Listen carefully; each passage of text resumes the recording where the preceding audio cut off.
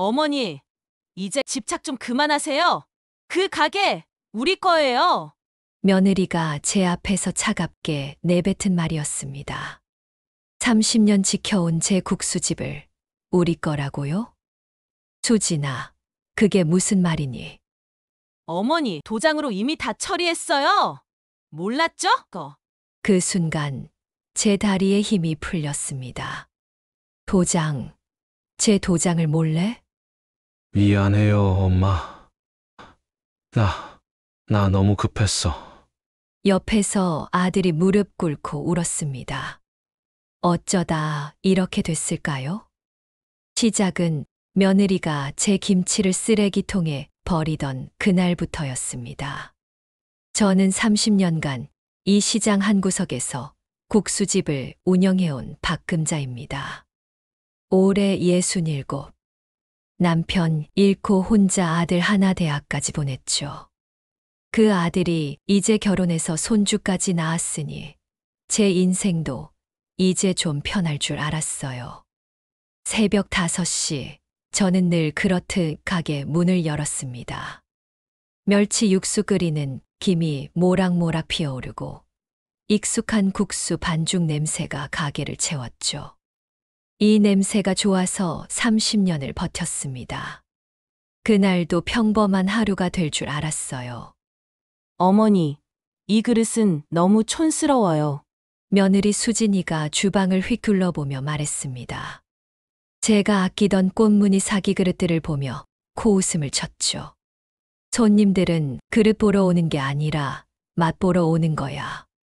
저는 웃으며 대답했지만 가슴 한구석이 싸해졌어요. 수진이는 패션 쇼핑몰을 운영하는 똑똑한 며느리입니다. 근데 어쩐지 저랑은 결이 안 맞더라고요. 그날 밤 아들이 조심스럽게 말을 꺼냈어요. 엄마, 가게 정리하면 우리 부부가 더 효율적으로 관리할 수 있잖아. 효율. 수진이가 입버릇처럼 하는 말이었죠. 저는 대답을 삼켰습니다. 낮에 수진이가 냉장고를 열더니 제가 정성껏 담근 김치통을 들고 나가던 모습이 떠올랐거든요. 이거 어디 가져가니? 아, 그냥 처리할게요. 그때 수진이 눈빛이 이상했어요. 차갑고 단호하고 뭔가를 숨기는 듯한 문득 불길한 예감이 스쳤습니다. 30년간 지켜온 이 작은 평온이 벌써 금이 가고 있다는 걸 느꼈어요. 이 충격적인 진실의 끝에는 제가 상상도 못한 배신이 기다리고 있었습니다. 끝까지 함께 해주세요. 그날 이후로 며느리네 집에 가는 게 두려워졌습니다. 하지만 손주 얼굴은 보고 싶더라고요. 돌 지난 우리 복덩이 할머니가 어떻게 안 볼 수 있겠어요. 손주를 보러 간 날이었습니다. 현관문을 열자마자 수진이가 문턱에 딱 서서 말했어요. 어머니, 집에선 김치 냄새가 너무 세서요. 냉장고는 손대지 마세요. 냉장고를 손대지 말라고요? 아, 그래. 알았어. 저는 손주를 안으려 했지만 수진이가 가로막았습니다. 아직 낮잠 시간이에요. 루틴 지켜야 해서요. 루틴. 제가 아들 키울 땐 그런 거 없었는데. 거실 소파에 앉아 있는데 식탁 한 켠에 영수증이 보였어요. 외제 유모차 무려 380만 원. 와, 우리 복덩이 완전 왕자네. 유모차가 차 한 대 값이야. 가볍게 농담을 던졌는데 수진이 표정이 싹 굳었습니다. 어머니, 우리는 우리 방식이 있어요. 아이 키우는 건 저희가 알아서 할게요. 방식. 제가 뭐 잘못 말했나요? 그냥 비싸다는 얘기였는데. 그래, 미안하다. 할머니가 괜히가 아니라 진짜 신경 안 써주시면 좋겠어요. 수진이 목소리에 날이 서 있었습니다. 아들은 옆에서 아무 말도 안 했어요. 그냥 휴대폰만 보고 있더라고요. 1시간도 안 돼서 집에 나왔습니다. 손주 얼굴도 제대로 못 보고 돌아오는 길 발걸음이 무거웠어요. 시장 골목을 지나는데 쓰레기 봉투 더미가 눈에 들어왔습니다. 그런데 그 속에서 뭔가 낯익은 게 보였어요. 꽃무늬 보자기. 제가 어제 정성껏 싸서 가져다 준 보자기였습니다. 손이 떨렸어요. 급히 봉투를 열어봤습니다. 아가 초무김치. 손주 이유식에 좋다고 새벽부터 일어나 무 씻고 절이고 버무렸던 그 김치. 고스란히 버려져 있었습니다. 이걸 버렸다고? 가슴이 무너져 내렸습니다. 맛이 없으면 없다고 하지. 왜 몰래 버린 거죠? 저녁 내내 잠을 못 잤어요. 며느리 얼굴이 자꾸 떠올랐습니다. 문턱에서 저를 막아서던 그 차가운 눈빛. 냉장고는 손대지 마세요. 우리 방식이 있어요. 신경 안 써주시면 좋겠어요. 한마디 한마디가 칼날처럼 제 가슴을 찔렀습니다. 아들한테 전화했어요. 민수야, 엄마가 며느리한테 뭘 잘못했니? 엄마, 수진이가 좀 예민해서 그래. 신경 쓰지 마. 신경 쓰지 말라고요? 제 김치가 쓰레기통에 버려졌는데. 엄마, 요즘 애 키우느라 힘들어. 이해 좀 해줘. 아들은 그렇게 말하고 전화를 끊었습니다. 저는 그날 밤 처음으로 깨달았어요. 이 가족에서 저는 이미 귀찮은 존재가 됐다는 걸. 30년 국수 한 그릇씩 팔아 키운 아들이 이제 제 김치를 쓰레기라고 생각하는 며느리 편이 됐습니다. 김치 사건 이후로 일주일이 지났습니다. 며느리한테 연락도 안 하고 아들한테도 전화 안 했어요. 상처받기 싫었거든요. 그런데 그날 제 인생을 송두리째 흔드는 일이 벌어졌습니다. 가게 문을 여는데 시장 입구에 빨간 딱지가 붙어 있었어요. 재개발 통지문. 3개월 내 철거 예정. 권리금 지급 불가. 이사비 300만 원 지급. 손이 떨렸습니다. 권리금도 없이요? 30년 장사한 곳인데요. 상인 회장님이 한숨을 쉬며 말했어요. 금자씨, 우리 다 물 건너갔어. 재개발 회사가 법 바꿔서 권리금 안 준대. 그날 저녁 아들한테 전화했습니다. 민수야, 엄마 가게가 재개발로. 엄마, 잘 됐네. 가게 접고 우리 집 전세 올리는데 보태요. 잘 됐다고요? 제 30년이 무너지는데 잘 됐다고요? 민수야, 그게 무슨 말이니? 엄마는 엄마, 나이도 있으신데 언제까지 국수집 하실 거예요? 이참에 정리하는 게 좋아요. 전화를 끊고 나니 눈물이 났습니다. 그런데 이게 끝이 아니었어요. 다음 날 아침 휴대폰에 문자가 왔습니다. 은행에서 온 거였어요. 박금자, 님명의 대출 이자 연체 안내. 3개월 연체 시 법적 조치 예정. 대출. 저는 대출 받은 적이 없는데요. 급히 은행으로 달려갔습니다. 제가 언제 대출을 받았습니까? 2년 전에 3천만 원 신용대출 받으셨는데요. 여기 서류에 인감도 찍혀 있고요. 서류를 보는 순간 온몸에 소름이 돋았습니다. 제 도장이 찍혀 있었어요. 분명히 제 도장인데 저는 이 서류를 본 적이 없었습니다. 이거 제가 직접 한 게 아닌 것 같은데요. 그럼 누가 하셨겠어요? 가족 중에 누가 서류 처리한 거 아닙니까? 가족. 심장이 쿵 내려앉았습니다. 집에 돌아와 도장함을 열었어요. 도장이 하나 없었습니다. 제 실인, 은행 거래할 때 쓰는 그 도장. 이럴 수가. 다리에 힘이 풀려서 주저앉았습니다. 누가 제 도장을 가져갔을까요? 아들, 며느리? 아니야, 설마. 제가 키운 아들이 그럴 리 없어. 하지만 머릿속으로는 계속 떠올랐습니다. 엄마, 가게 정리하면 우리 부부가 더 효율적으로. 엄마, 가게 접고 우리 집 전세 올리는데 못해요. 잘 됐네. 이 모든 게 우연일까요? 다음 날 복지관 상담사님을 찾아갔습니다.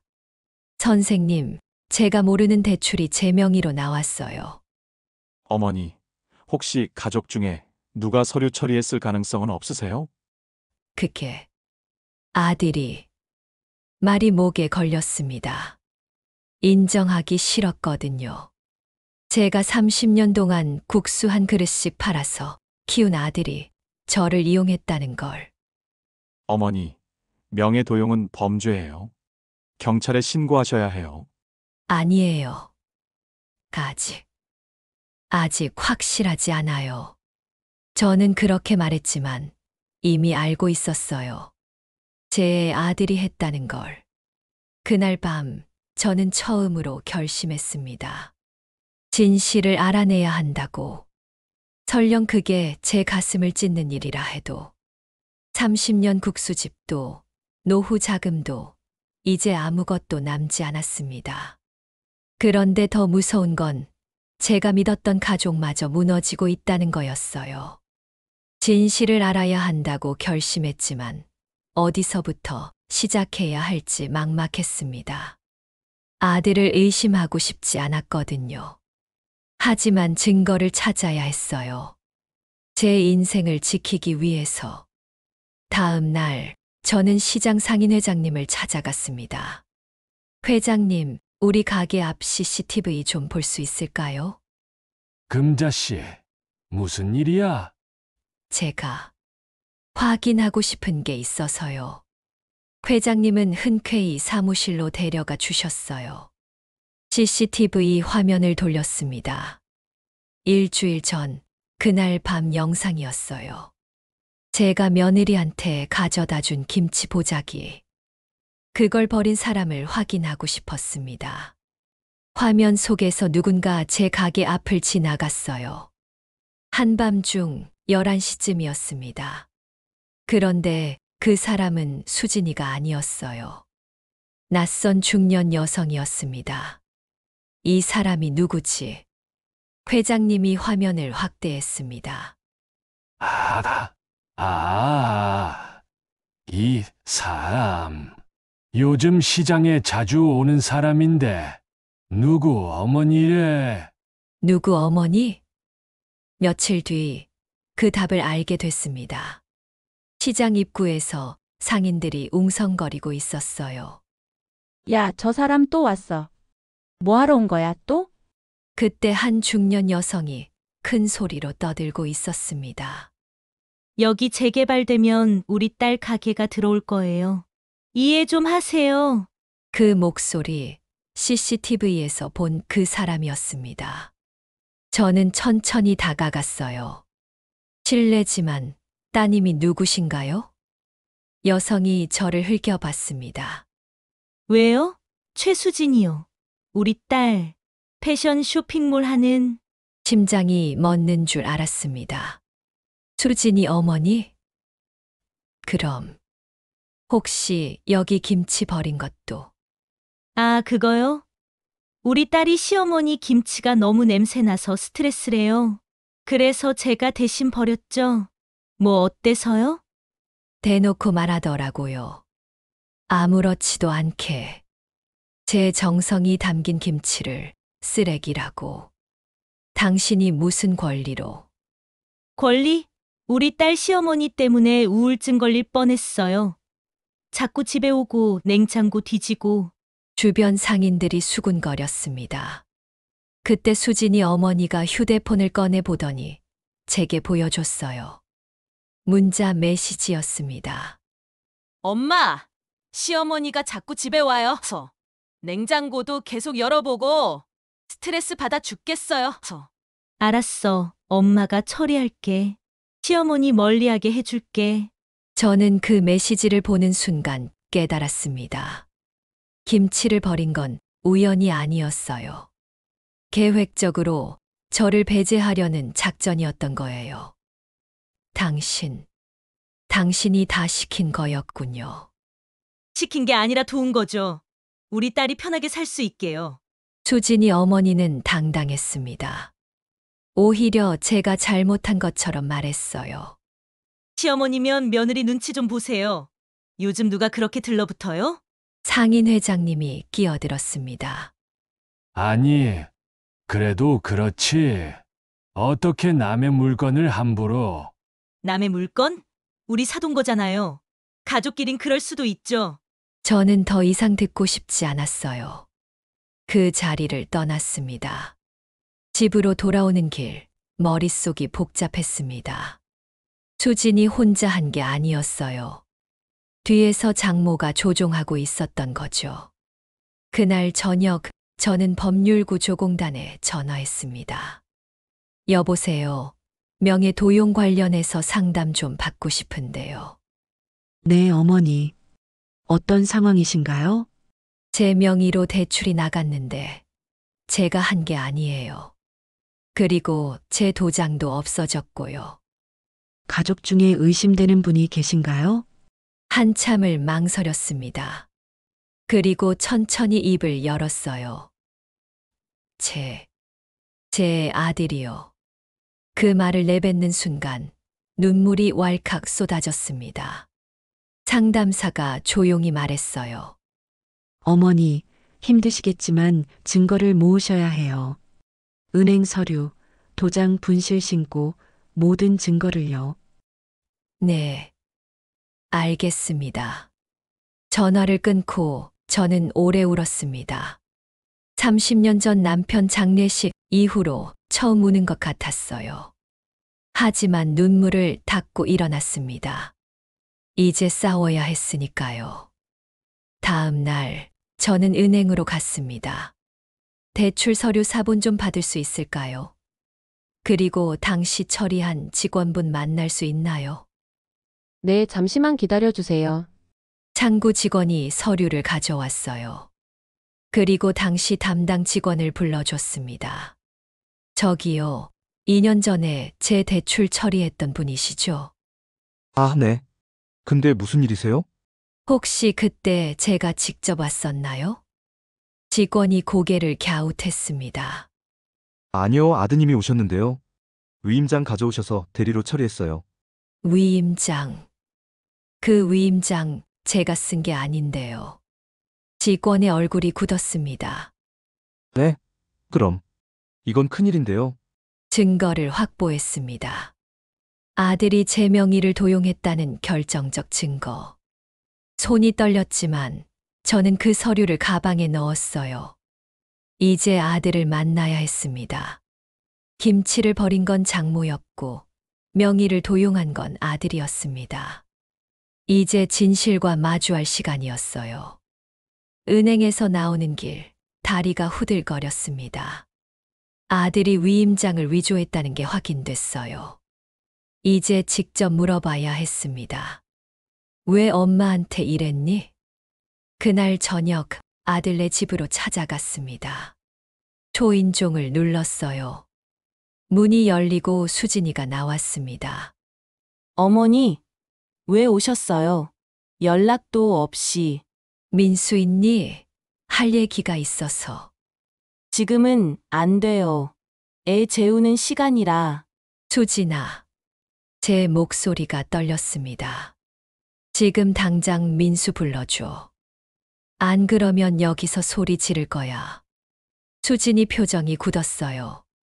마지못해 아들을 불렀습니다. 거실 소파에 마주 앉았어요. 저는 가방에서 서류를 꺼냈습니다. 민수야, 이게 뭐니? 대출 서류였어요. 아들 얼굴이 하얗게 질렸습니다. 엄마, 은행 직원이 그러더라. 내가 위임장 가져와서 대리로 처리했다고. 그게 사실이니? 긴 침묵이 흘렀습니다. 수진이가 먼저 입을 열었어요. 어머니, 오해예요. 그건 오해. 제가 수진이를 쳐다봤습니다. 내 명의로 3천만 원 빚을 만든 게 오해야? 그게 아니라 당시에 급해서 급하면 남의 도장 훔쳐도 돼. 명예 도용해도 돼.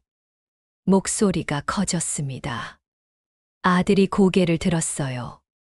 눈시울이 빨개져 있었습니다. 엄마, 미안해. 정말 급했어. 사업 자금이 필요했는데 은행에서 내 신용으론 대출이 안 나왔어. 그래서 엄마 신용을 팔아먹은 거니? 팔아먹은 게 아니라 잠깐만 빌린 거야. 사업 잘 되면 바로 갚으려고 했어. 2년이 지났는데 왜 한 푼도 안 갚았어? 지금 연체되고 있다는 거 알아? 아들이 고개를 숙였습니다. 그때 수진이가 끼어들었어요. 어머니, 저희도 힘들어요. 애 키우는데 돈이 얼마나 드는지 아세요? 그래서 어머니 가게라도 정리하셔야죠. 재개발로 이사비 나오면 그걸로 내 가게 정리해서 너희 빚 갚으라고? 제 목소리가 떨렸습니다. 수진이는 담담하게 말했어요. 어차피 나이도 있으시고 언제까지 국수집 하실 건 아니잖아요. 그건 내가 결정할 일이야. 하지만 대출 채무자는 어머니예요. 책임지셔야죠. 수진이 말투가 차가웠습니다. 그때 휴대폰이 울렸어요. 채권 추심 회사였습니다. 여보세요. 박금자님 맞으시죠? 대출 연체 4개월째입니다. 즉시 상환하지 않으면 법적 조치. 손이 떨려서 전화를 끊었습니다. 아들이 말했어요. 엄마, 미안해. 진짜 미안해. 근데 지금 우리도 여유가 없어서. 여유가 없어. 저는 지난번에 봤던 영수증을 떠올렸습니다. 380만 원짜리 유모차. 수백만 원짜리 유모차 살 돈은 있으면서 수진이가 발끈했습니다. 그건 우리 애한테 필요한 거예요. 어머니는 손주 사랑도 없으세요. 사랑이 없어서가 아니야. 내가 내 사랑을 이용했다는 게 문제지. 거실이 조용해졌습니다. 저는 마지막 질문을 던졌어요. 민수야, 내 도장은 어디 있니? 아들이 시선을 피했습니다. 잠깐 필요해서. 필요해서 훔친 거야. 네가 엄마 도장을? 훔친 게 아니라 빌린 거야. 허락도 없이 가져간 건 도둑질이야, 민수야. 그 순간 모욕보다 더 깊은 배신이 빛을 잃은 주방 전등처럼 무겁게 제 위로 쏟아졌습니다. 30년 동안 국수 한 그릇씩 팔아서 키운 아들. 대학 보내느라 손에 굳은 살 박이도록 일했던 그 세월. 그 아들이 지금 제 앞에서 명예 도용을 빌린 거지라고 말하고 있었어요. 수진이가 일어섰습니다. 어머니, 이제 가주세요. 우린 우리대로 해결할게요. 해결. 네. 어머니 명의로 나간 대출이니까 어머니가 책임지셔야죠. 우리 보고 어쩌라고요. 저는 믿을 수가 없었습니다. 며느리가 당당하게 제가 책임지라고 말하고 있었어요. 수진아, 내가 지금 무슨 말을? 사실대로 말씀드리는 거예요. 서류상 채무자는 어머니잖아요. 아들은 아무 말도 하지 않았습니다. 그냥 고개만 숙이고 앉아 있었어요. 저는 천천히 일어났습니다. 민수야. 아들이 고개를 들었어요. 엄마가 가난한 게 무서운 게 아니야. 내가 비겁한 게 무서운 거야. 그 말을 남기고 집을 나왔습니다. 계단을 내려가는데 다리가 풀려서 주저앉을 뻔했어요. 뒤에서 문 닫히는 소리가 들렸습니다. 쿵. 그 소리가 제 가슴을 두드리는 것 같았습니다. 집으로 돌아와서 저는 냉장고를 열었어요. 묵은 김치가 있었습니다. 예전에 아들이 좋아하던 그 김치. 저는 그걸 꺼내서 육수를 더 끓였어요. 국수를 삶고 국물을 부었습니다. 혼자 앉아서 한 그릇 먹었어요. 눈물이 국물에 떨어졌지만 계속 먹었습니다. 이제 결정을 내려야 했어요. 서서히 그러나 단단히. 아들은 변명했고 며느리는 당당했습니다. 그리고 저는 깨달았어요. 이 싸움은 이제 시작이라는 걸. 그날 밤 이후로 저는 달라졌습니다. 더 이상 울지 않았어요. 대신 움직이기 시작했죠. 제 인생을 되찾기 위해서. 다음 날 아침, 저는 가게 앞에 큰 현수막을 걸었습니다.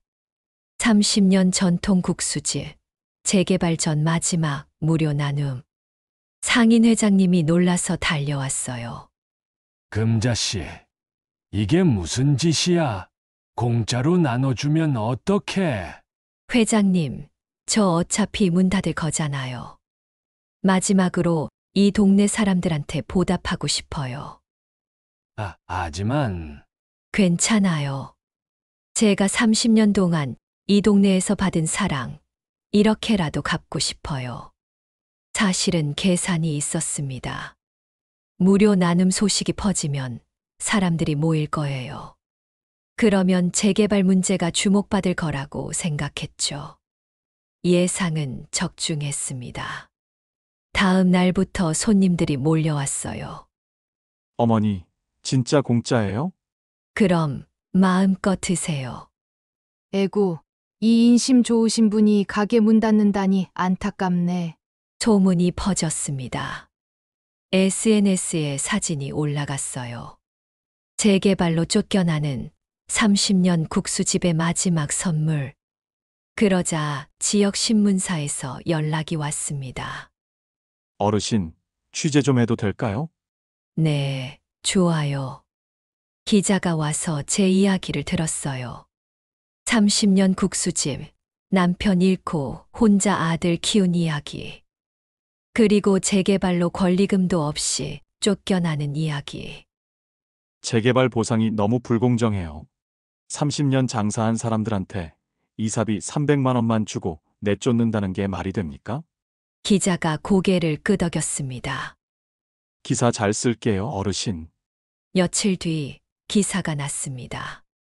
재개발 앞둔 전통시장의 눈물. 30년 국수집 마지막 선물. 사진도 실렸어요. 국수 나눠주는 제 모습. 기사 댓글이 달리기 시작했습니다. 이런 분들한테 제대로 보상해줘야죠. 재개발 회사 양심이 있나? 시장 상인들 권리 보장해야 합니다. 여론이 들끓었어요. 시의 민원이 쏟아졌습니다. 상인 회장님이 달려왔어요. 금자씨, 시에서 연락 왔어. 보상 기준 재검토한대. 정말요? 그래. 이게 다 금자씨 덕분이야. 손님들은 계속 늘었습니다. 방송국에서도 취재를 왔어요. 지역 뉴스에 제 가게가 나갔습니다. 따뜻한 국수 한 그릇에 담긴 30년의 정. 그날 저녁 누군가 가게 문을 벌컥 열었습니다. 수진이 어머니였어요. 당신, 지금 뭐 하는 거야? 장모가 소리를 질렀습니다. 손님들이 다 쳐다봤어요. 뭐 하긴요. 장사하죠. 장사, 이게 장사야? 쉬하지 마. 쇼가 아니라 진심이에요. 제가 30년 동안 이 동네에 빚진 거 갚는 거예요. 빚, 당신이 무슨 빚이 있어? 우리 딸 시어머니 노릇도 제대로 못하면서. 손님들이 웅성거렸습니다.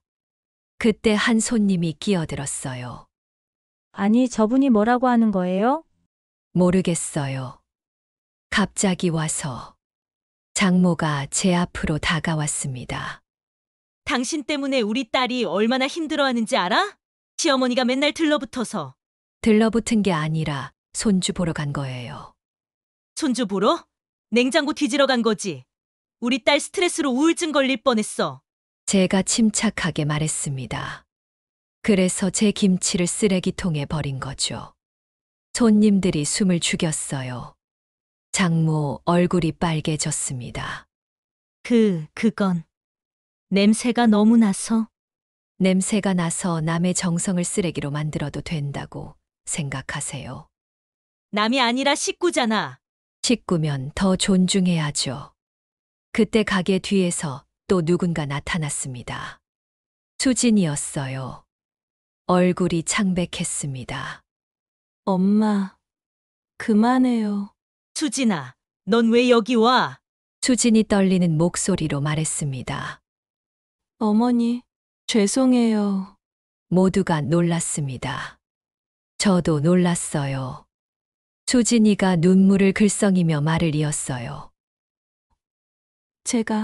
제가 잘못했어요. 수진아, 지금 뭐 하는 거야? 장모가 딸의 팔을 잡아 끌었습니다.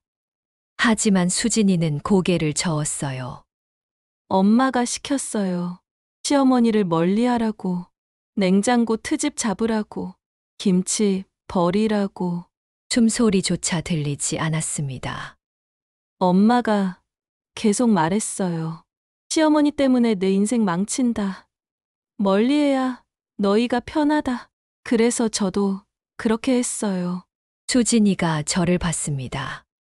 근데 어머니가 이렇게 당하시는 걸 보니까 제가 너무 잘못한 것 같아서. 장모가 소리쳤습니다. 수진아, 정신 차려. 우리가 뭘 잘못했어? 잘못했어요, 엄마. 우린 너무 심했어요. 수진이가 제게 고개를 숙였습니다. 어머니, 정말 죄송합니다. 저는 한참을 수진이를 바라봤어요. 진심인지 또 다른 계산인지 알 수 없었습니다.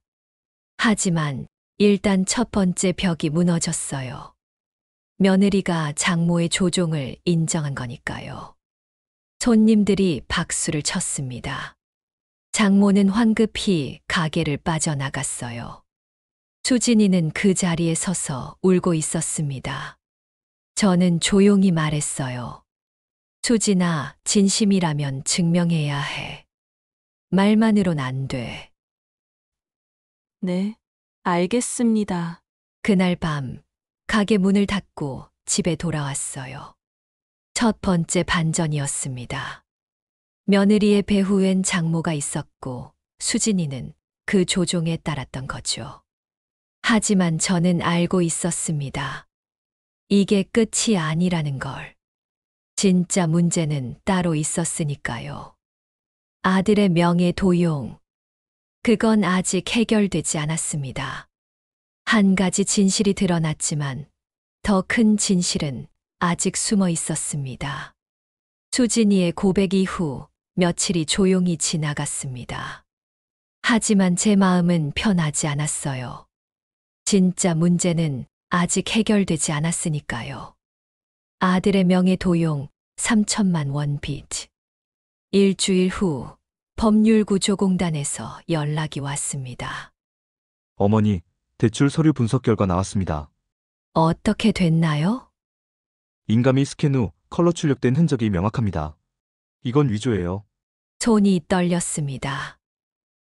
그럼 제가 한 게 아니라는 증거가 되나요? 네, 충분한 증거입니다. 경찰 신고 가능하세요. 하지만 저는 망설였어요. 아들을 경찰에 신고한다는 게 엄마로선 쉽지 않았거든요. 그날 저녁 아들한테서 전화가 왔습니다. 엄마, 나야. 민수야. 엄마, 수진이가 얘기했어. 장모님이 시켰다고. 엄마한테 사과하고 싶다는데. 그건 나도 들었어.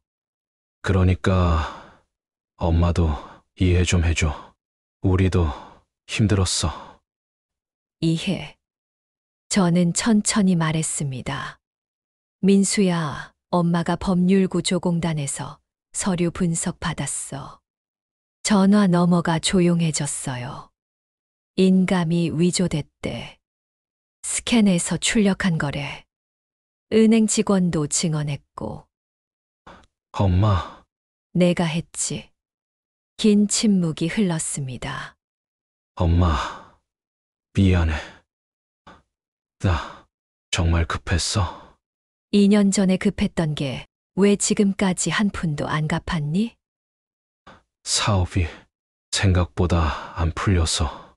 그래서 엄마 명의로 된 빚을 그냥 뒀어. 연체되는 것도 모른 척했고. 아들이 울먹였습니다. 엄마, 미안해. 진짜 미안해. 미안하다고 끝나는 게 아니야, 민수야. 엄마, 제발, 나 경찰서 가고 싶지 않아. 제 가슴이 찢어졌습니다. 민수야, 엄마는 내가 감옥 가길 바라는 게 아니야. 내가 책임지길 바라는 거야. 책임, 어떡해요? 빚을 갚아. 제대로 된 방법으로. 엄마, 지금 돈이 없다니까요. 목소리가 높아졌어요. 다음 날 수진이가 혼자 가게로 찾아왔습니다. 어머니, 수진아, 앉아. 수진이가 조심스럽게 앉았어요. 어머니. 제가 남편한테 물어봤어요. 대출권. 그래서 남편이 급해서 한 거래요. 전 정말 몰랐어요. 넌 정말 몰랐니?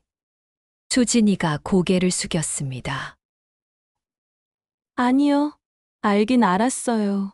근데 남편이 곧 갚는다고 해서 2년이 지났는데 죄송해요. 수진이가 눈물을 닦았어요. 어머니, 저도 이제 엄마가 됐잖아요. 그래서 이해가 돼요. 어머니, 마음이. 저는 조용히 말했습니다. 수진아, 엄마가 되면 더 알아야 해. 가족이라고 해서 함부로 해도 되는 게 아니라는 걸. 네, 그날 밤 아들이 집으로 찾아왔습니다. 혼자였어요. 현관문을 열자마자 무릎을 꿇었습니다. 정말 미안해. 30년 만에 보는 아들의 눈물이었어요. 나 너무 겁이 났어. 사업 망하면 어쩌나, 수진이한테 무시당하면 어쩌나. 그래서 엄마를 이용한 거니? 이용한 게 아니라 엄마라서 괜찮을 줄 알았어. 엄마는 날 용서해 줄 거라고.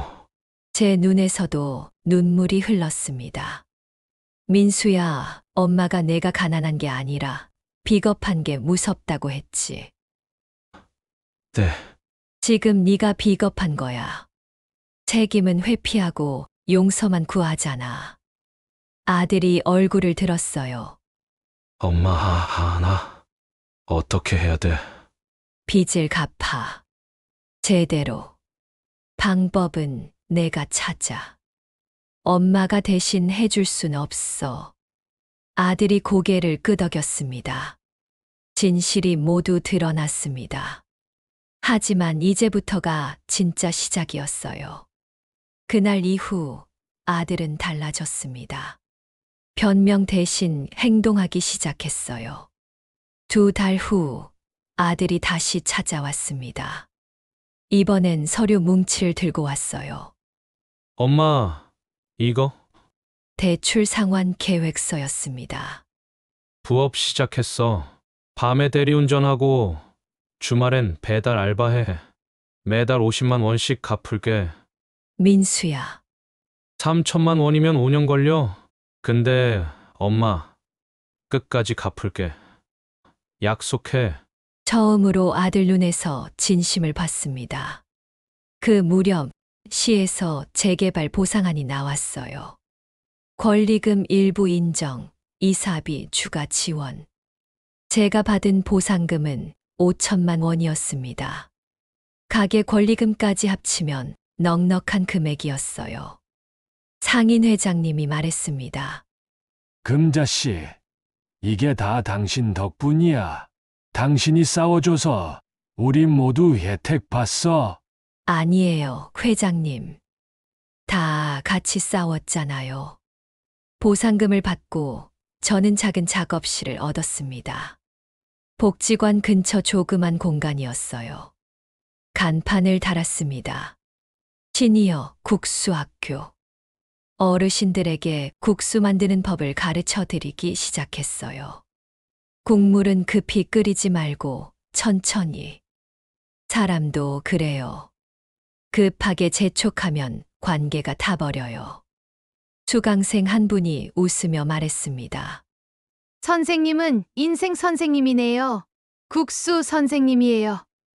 모두 함께 웃었습니다. 어느 날 휴대폰에 메시지가 왔어요. 수진이었습니다. 사진이 첨부돼 있었어요. 손주가 국수를 먹고 있는 사진. 어머니, 보기가 할머니 국수 먹고 싶대요. 다음 주에 뵐 수 있을까요? 한참을 그 사진을 들여다봤습니다. 그리고 답장을 보냈어요. 너희가 약속을 지킬 때 문은 열린다. 민수가 매달 비탐는 거, 수진이 내가 장모님 설득하는 거. 그게 먼저야. 네, 어머니, 노력할게요. 한 달 뒤 아들이 통장 사본을 보내왔습니다. 50만 원 입금 내역. 엄마, 첫 상환. 앞으로 빠짐없이 할게. 그제야 저는 문을 열었어요. 손주를 안았습니다. 할미, 국수 먹을래? 먹을래요. 수진이가 조심스럽게 말했습니다. 어머니, 저희 천천히 관계 회복해도 될까요? 천천히, 국물처럼. 모두 미소 지었습니다. 시장이 철거되던 날, 저는 마지막으로 그곳을 찾아갔어요. 30년 지켜온 가게 자리. 벽에 누군가 글씨를 쓴 게 보였습니다. 존중은 최고의 양념. 상인 회장님이 쓴 거였어요. 금자 씨가 우리한테 가르쳐 준 거야. 회장님, 고마워. 금자 씨. 당신 덕분에 우리 모두 배웠어. 싸우는 법, 그리고 존중하는 법. 철거되는 가게를 보며 생각했습니다. 끝이 아니라 시작이구나. 새로운 시작. 그날 밤 작업실에서 혼자 국수를 끓였어요. 육수가 보글보글 끓어올랐습니다. 30년 전 남편과 처음 장사 시작하던 날이 떠올랐어요.